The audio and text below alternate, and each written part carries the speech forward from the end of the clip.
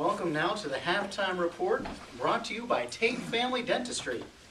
Tate Family Dentistry, mouth care for athletes tougher than enamel. Welcome. I'm John, and I'm here with Haley and Miss Sassy Pants. Of course, we're going to talk about the big game. But first, we want to bring you up to speed on some of the other games happening today, which I'm sure you're all excited about as well. First up, we've got the Cherrydale Hymn Sings versus the Greenwood Chatterboxes. At halftime, the Chatterboxes are up 17-6. Now, Haley, you've been following this game, yes? Well, in between coffee breaks and the different things, yes, I have, and let me tell you something. Those kids from Virginia, they are really putting forth a good effort.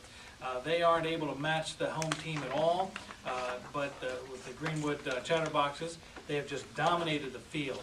They have perfect control in the pocket, out of the pocket, above the pocket, between the pocket, beyond the pocket.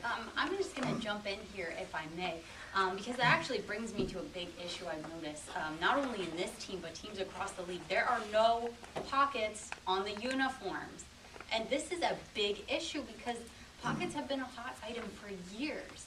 You look at the top designers, particularly in their winter collections, they all have pockets, all pockets. We sometimes talk about how to make football relevant and accessible to the younger generations. You know, parents aren't encouraging their kids to pursue football in high school, and you know why that is? No pockets. No pockets on the uniform. So I would hate for parents to discourage their kids from participating in football because the NFL is stuck in their ways and they won't put pockets on their uniforms. Yeah, so, thanks. Well, so John, what we have here is that, what do you think of these Cherrydale Hymn Sings? What do these Cherrydale Hymn Sings need to do in the second half to come away with a win? Well, ultimately, you know, they need to score more points than the other team. Specifically, they need to have more points than the other team by the end of the game. Yeah, right. So, how do you think that's going to happen? Well, mostly through touchdowns and field goals, I guess. Yep.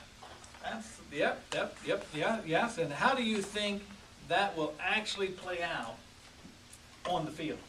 You know, I have to say, Haley, I'm really surprised I have to explain this to you. I mean, you see, a touchdown is where the team runs or passes the football into the end zone.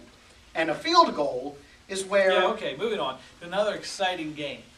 And so what we have been tracking here today is the New Hampshire Avenue Black Books. Okay, they're versus the Brooklyn Red Books. Now, they are tied at halftime 10-10. I know, John, this is a really interesting game. Now, John, this is a fierce rivalry, isn't it? Oh, yes, for sure. The Red Books versus the Black Books is one of the most intense rivalries in the league. And there's a lot of support for both sides. And this game is certainly no disappointment. It's been a real rocky ride for the Black Books these last few weeks, and they've given up some easy plays. But with this game, it really seems that they've found their rhythm. And it's a nice, even 4-4 time. Not too many dotted notes. Well, I know somebody that should take note of that. So here we go. We have a real nail biter. Now, Miss Sassy Pants, you've been following this game some, between the pockets and different things like that, issues that come up, and they're quite distracting, I can see. But so how are the Black Books looking here? The Black Books are looking fabulous. Their all black uniforms look really sophisticated. And I love the matte texture of the leggings contrasted with a subtle gold strip down the side. It's a really, really slimming look and one that flatters a lot of body types. Now, I will say that the style might be a little bit heavy for summer months. Might be a little bit too intense. But I think it's the perfect winter outfit. So, great job, Black Books. Very excited, Gabe. Oh, I see. Well, Miss Sassy Pants, what's your prediction for the second half?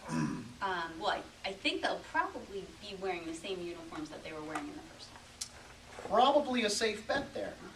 So, Haley, what do you think about these two teams going into the second half? Well, as you know, the Red Books were trailing in the first quarter, but they came back with both a touchdown and a field goal in the last 7 minutes of the half.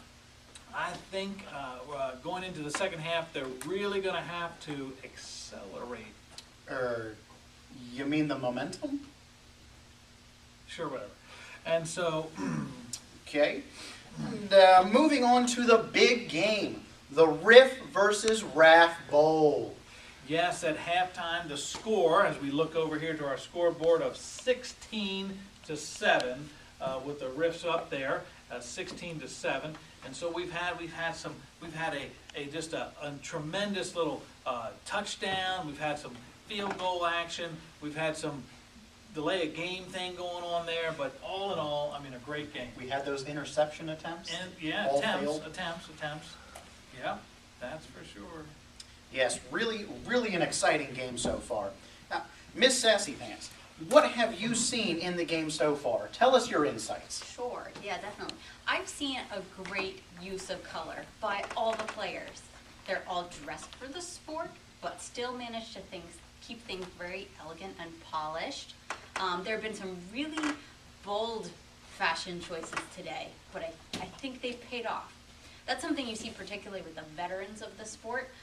They have that ability to assess the risk and decide on their outfit, and they really own even the most over-the-top styles. It was a really great performance by both teams, and I was particularly impressed by the coach of the RAFs. It seems like she has a really great natural sense of style, a real high-powered woman on the go, as it were.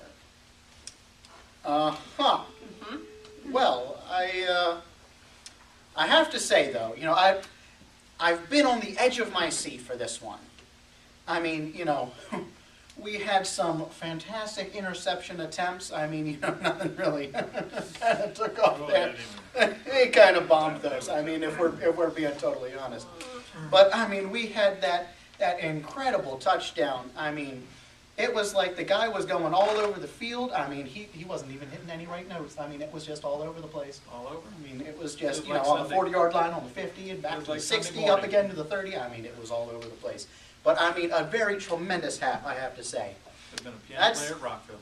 Could have been, if only. Now we'll get you folks right back to the game.